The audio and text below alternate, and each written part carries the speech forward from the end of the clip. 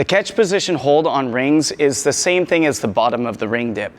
It is where, when we do a kipping ring muscle up, this is the lowest point that we can be above the rings. The reason why I state it this way is because if you are not as low as you can possibly be, you are not working the movement correctly. Depending on your mobility, you may be as low as you can be here, or if you're ultra mobile, you could be way down here. What we want to do is to find that lowest point. The reason why is if we don't move through the range of motion at the lowest point of the dip, then we don't build strength in this position.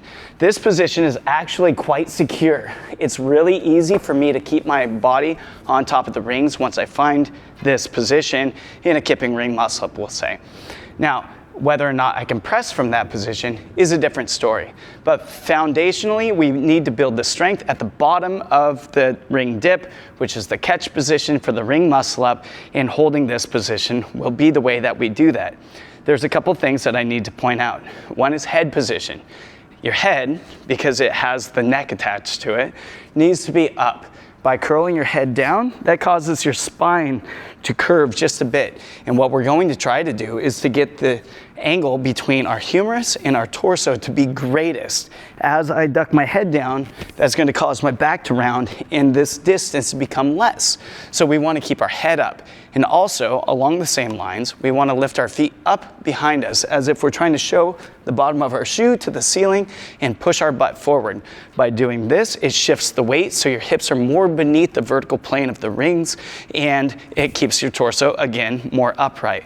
So looking at it from this position here, as opposed to this. When I curl up into a ball and my knees come toward my chest, I feel my chest holding my position here. But what we want is to have the shoulder and the pec and the lat holding at the bottom of this catch position, and you won't find that here. In this position, holding the hips forward and your head up, you will be getting the most stretch in your shoulder. It's quite uncomfortable at first, so if you can't hold for the duration that the programming says, that's quite okay. Just hold the best that you can and put your feet on the ground.